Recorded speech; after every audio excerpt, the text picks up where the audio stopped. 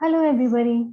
Myself, Architect Sakshi Agarwal, Assistant Professor at APJ School of Architecture and Planning, Greater Noida.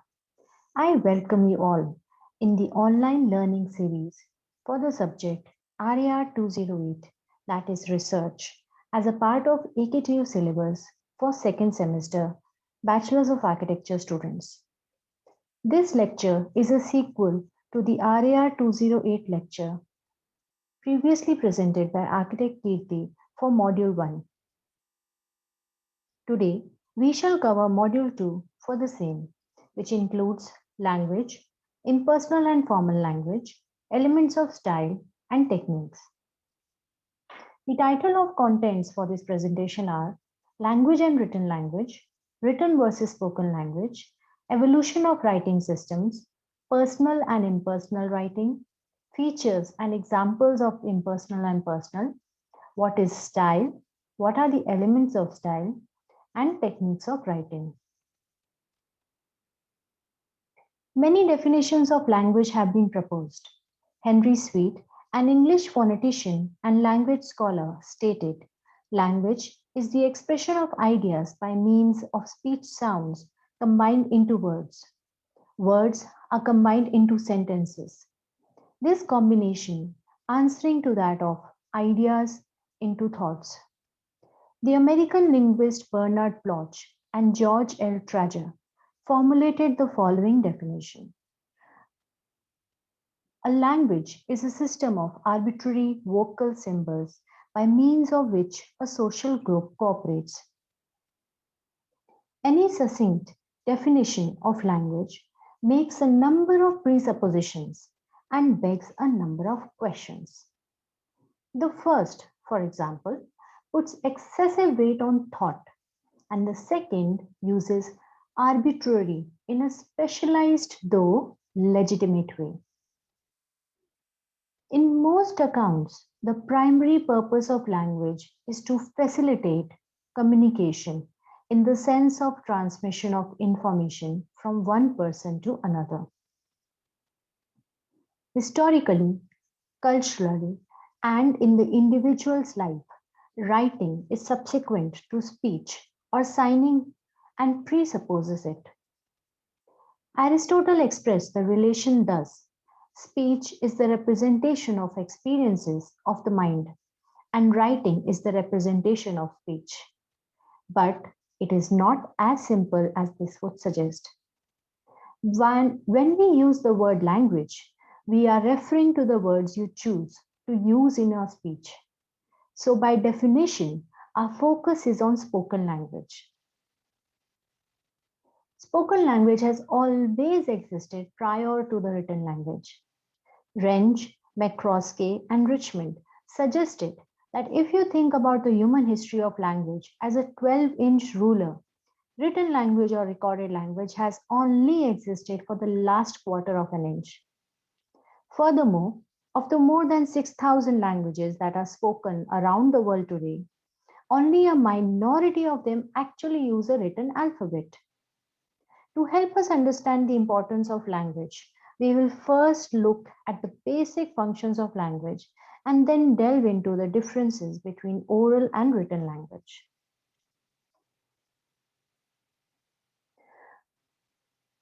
A second important aspect to understand about language is that oral language, which is used in public speaking, and written language, which is used for text, does not function the same way. Try a brief experiment. Take a textbook and read it loud. When the text is read aloud, does it sound conversational? Probably not. Public speaking, on the other hand, should sound like a conversation. McCroskey, Wrench, and Richmond highlighted the following differences that exist between oral and written language. Oral language has a smaller variety of words as compared to written language. Oral language has words with fewer syllables. Oral language has shorter sentences. Oral language has more self-reference words such as I, me, mine. Oral language has fewer quantifying terms or precise numerical words. Oral language has more pseudo-quantifying terms, for example, many, few, some. Oral language has more extreme and superlative words, for example, none, all, every, always, never. Oral language has more qualifying statements, clauses beginning with unless and except, as an example. Oral language has more repetition of words and syllables. It uses more contractions and it has more interjections, such as wow, really? No, you're kidding. These are called as interjections. Oral language has more colloquial and non standard words. These differences exist primarily because people listen to and read information differently. First, when you read information, if you don't grasp the content the first time, you have the ability to reread a section. When we are listening to information, we do not have the ability to rewind live and re listen to the information.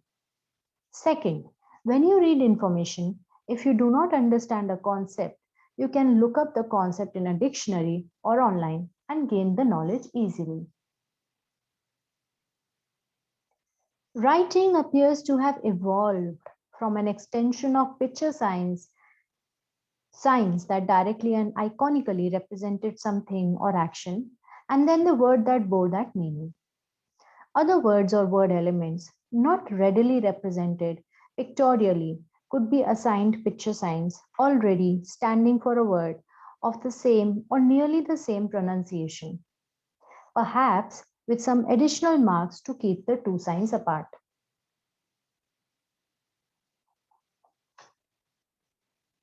This sort of device is used to in children's word puzzles, as when the picture of a berry is used to represent, say, the second half of the name Canterbury.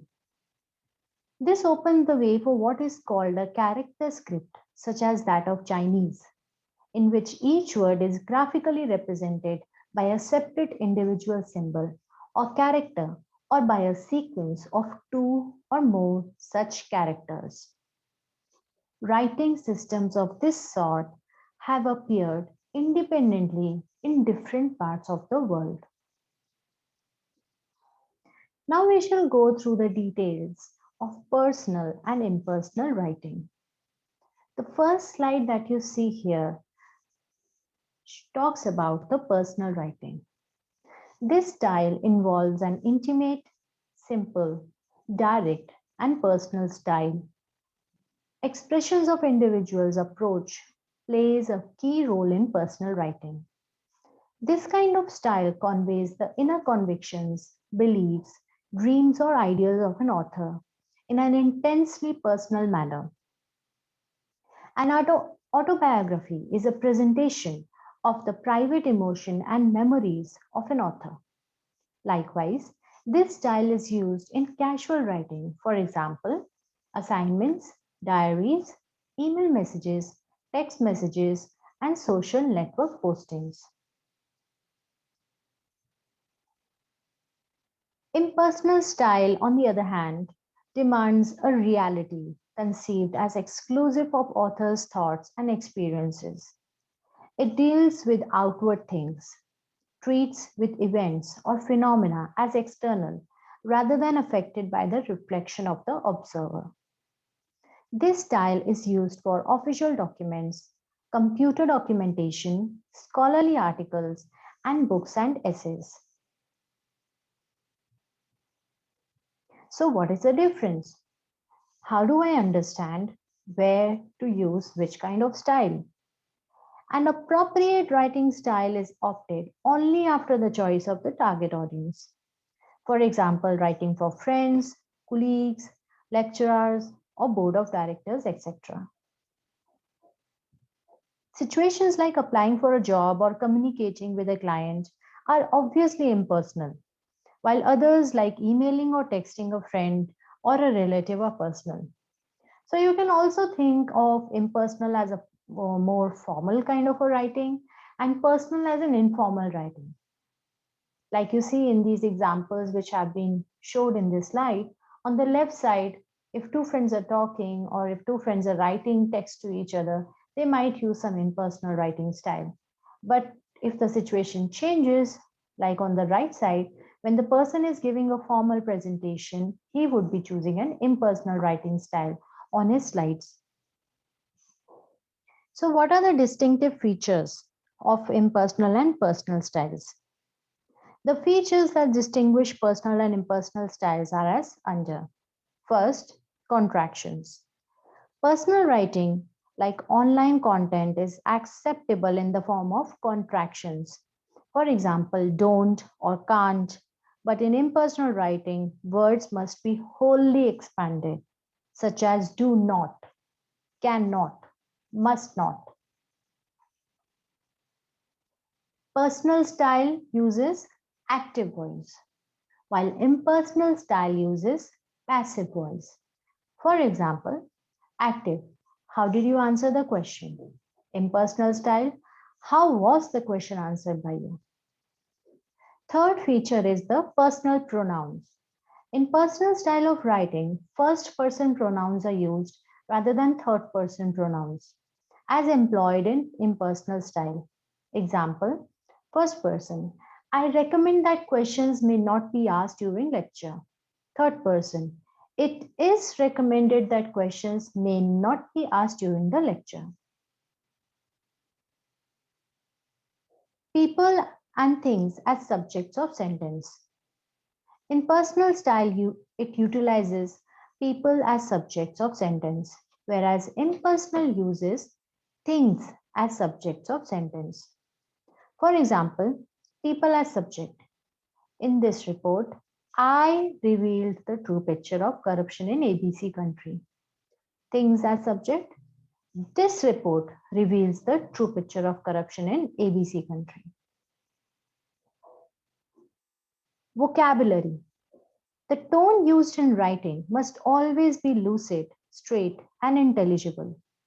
The vocabulary is similar in both styles, but the two versions create a diverse effect. Personal style is expected to get concern from the reader. For example, personal. I injured my foot severely. Impersonal. The foot was injured severely. The next feature is length of sentences. Similarly, personal version is shorter than the impersonal. Personal style includes short sentences. You can also have slangs and humor incorporated into it, whereas impersonal style contains erudite diction, lengthy sentences with complex subordination and long verb phrases. The examples are as mentioned here. Personal style would be I let the handbrake off and the car ran away. Impersonal style for the same way could be the handbrake was released by the driver, causing the car to run away. The next feature is phrasal verbs and idioms.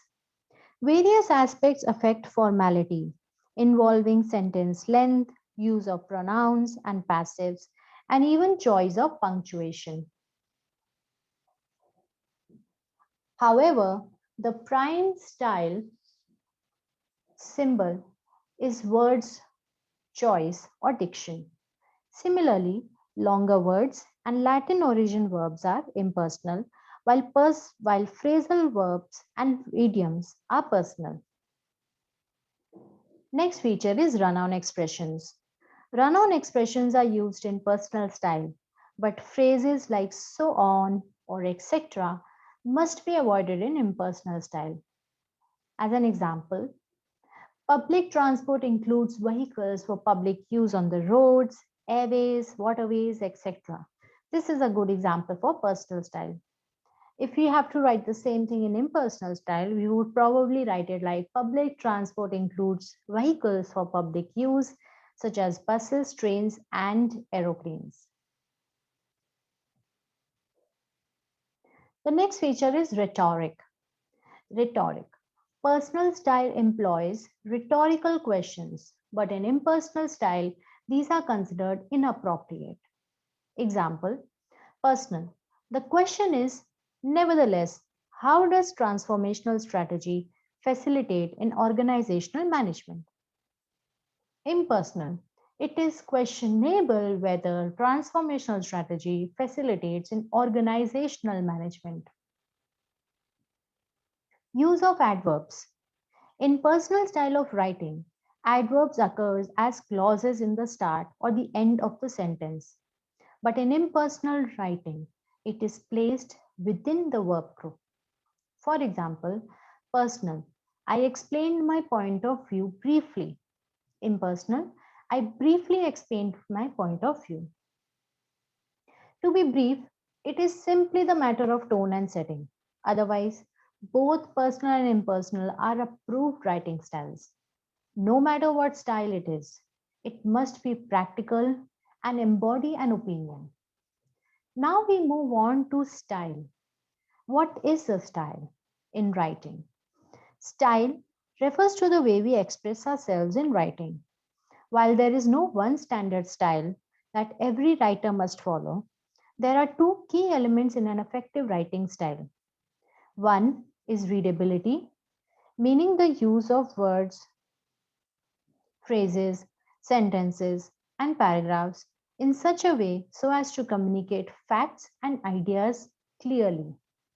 The other is elegance, meaning the use of appropriate and interesting words, phrases, sentences, and paragraphs to produce graceful, unobtrusive prose that will keep a reader's attention and interest. Good style communicates information effectively. It moves the reader along easily from word to word, sentence to sentence, paragraph to paragraph, and one section of the paper to the next. Bad style is boring and often confusing. A writer's style is what sets his or her writing apart. Style is the way writing is dressed up or down to fit the specific context, purpose, or audience. Word choice, sentence fluency, and the writer's voice all contribute to the style of a piece of writing. How a writer chooses words and structures sentences to achieve a certain effect is also an element of style. When Thomas Paine wrote, "These are the times that try men's souls," he arranged his words to convey a sense of urgency and desperation. Had he written, "These are bad times," it's likely he wouldn't have made such an impact. Style is not matter of right and wrong, but of what is appropriate to a particular setting and audience. Consider the following two passages, which were written by the same author on the same topic with the same main idea, yet have very different styles. Experiments show that heliconius butterflies are less likely to ovipose on host plants that possess eggs or egg-like structures. These egg mimics are an unambiguous example of a plant trait evolved in response to a host-restricted group of insect herbivores. Now let's read the second paragraph. Heliconius butterflies lay their eggs on Passiflora vines. In defense, the vines seem to have evolved fake eggs that make it look to the butterflies as if eggs have already been laid on them. Writing, biology, text in the social construction of scientific knowledge. Madison, University of Wisconsin Press, page 150. What has changed here? Were you able to notice a difference? It is the audience. The first passage was written for a professional journal, read by other biologists. So the style is authoritative and impersonal, using technical terminology suited to a professional audience. The second passage, written for a popular science magazine, uses a more dramatic style setting up a conflict between the butterflies and the vines, and using familiar words to help reader from non-scientific backgrounds visualize the scientific concept being described. Each style is appropriate for the particular audience. So what are the elements of style? What are the essential features of polished writing? What traits or characteristics of language distinguish accomplished writing from merely competent writing. If I could teach only 5 styles of writing, it would be these.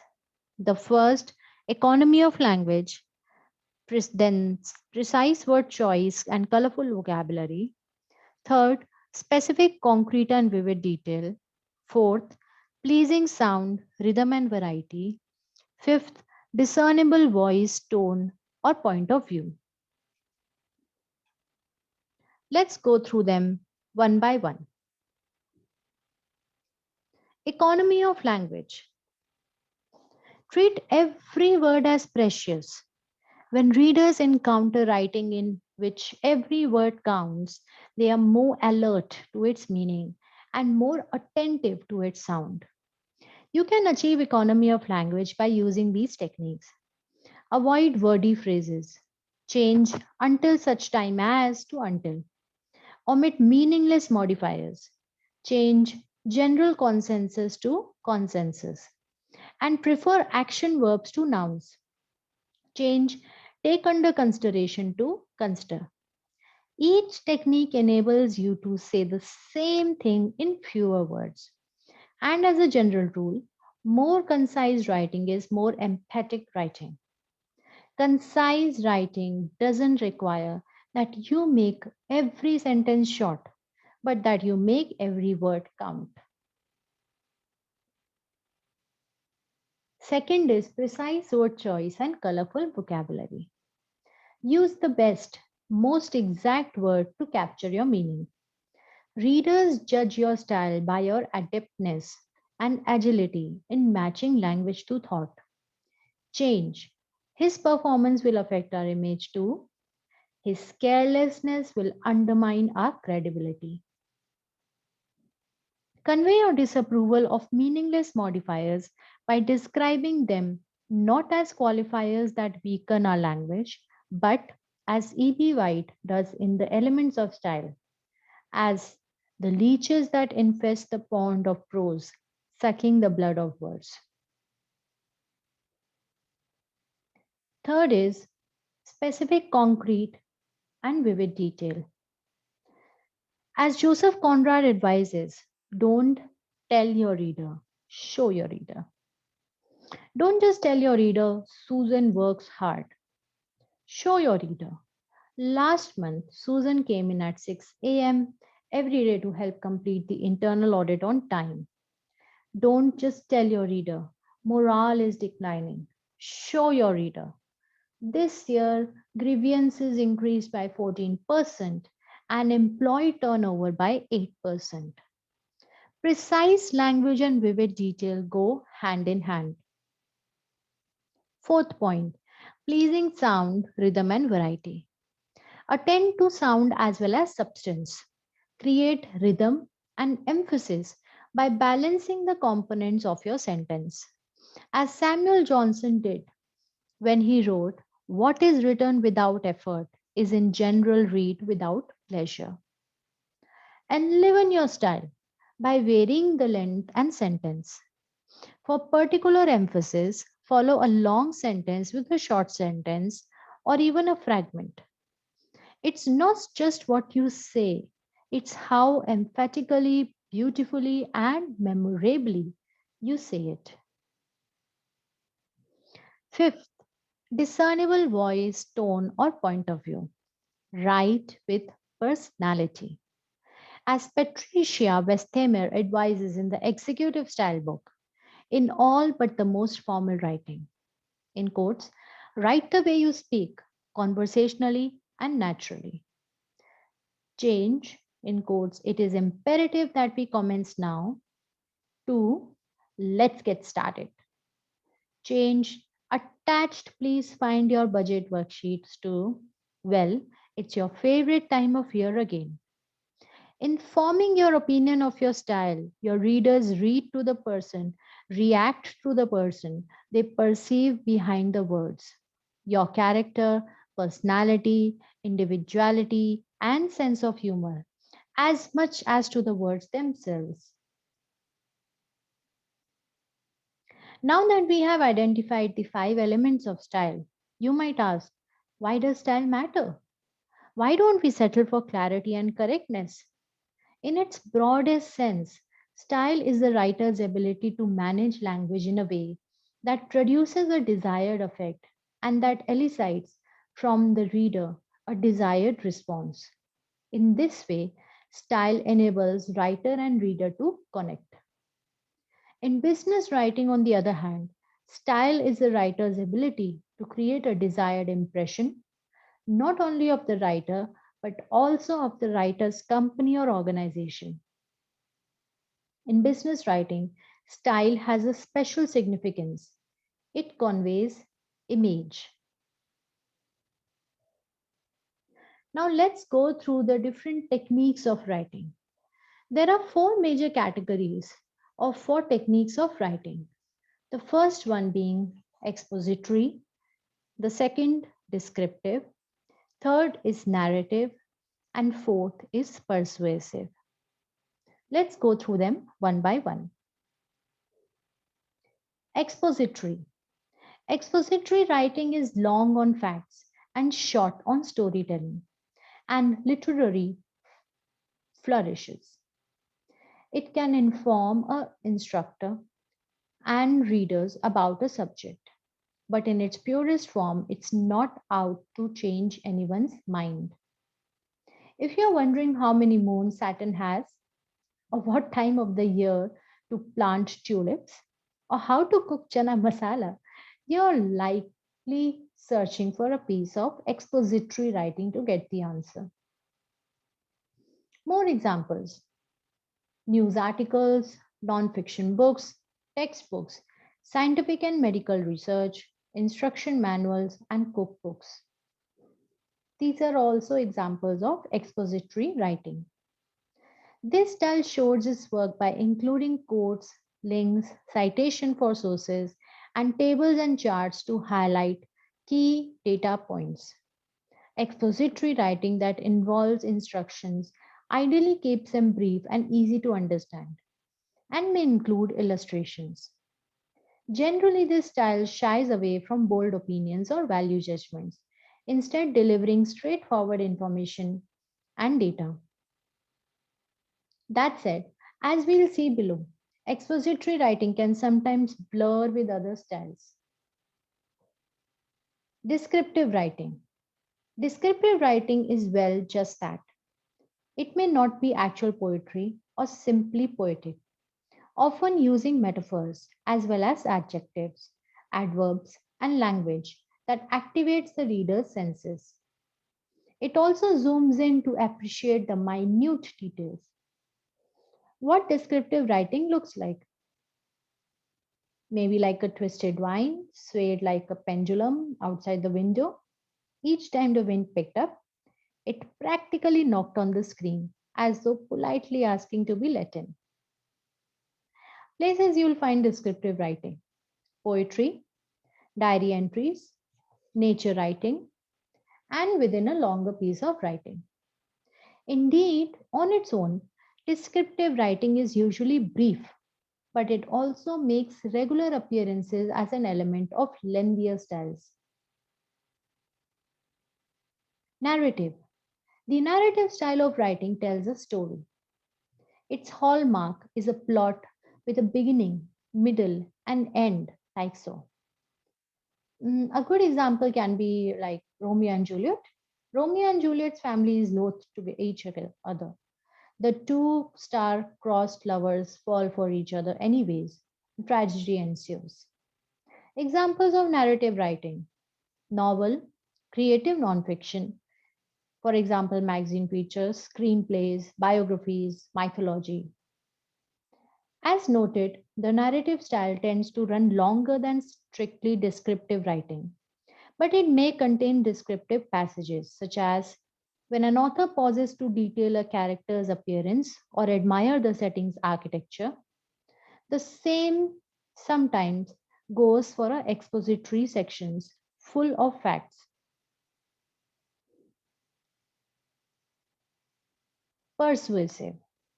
As the name implies, this writing style sets out to win its audience over to a certain point of view. It builds an argument by presenting an evidence and justifications to back up an opinion. This may lead to a call to action. Vote for this candidate, buy this product, support this cause, etc. More examples of persuasive writing: academic papers, opinions and editorial writing, advertising copy, product views, cover letters, and letter of recommendations. Notably, persuasive writing can incorporate or even resemble other styles. For example, a political speech may include narrative elements telling the story of the candidate or people affected by the issues. And while expository writing sets out to deliver information, persuasive writing uses facts selectively to build its case. Being able to recognize these different styles and discern what a given piece of writing aims to accomplish is crucial to becoming a sharper reader and a stronger writer. That is all for today in this lecture. Thank you so much.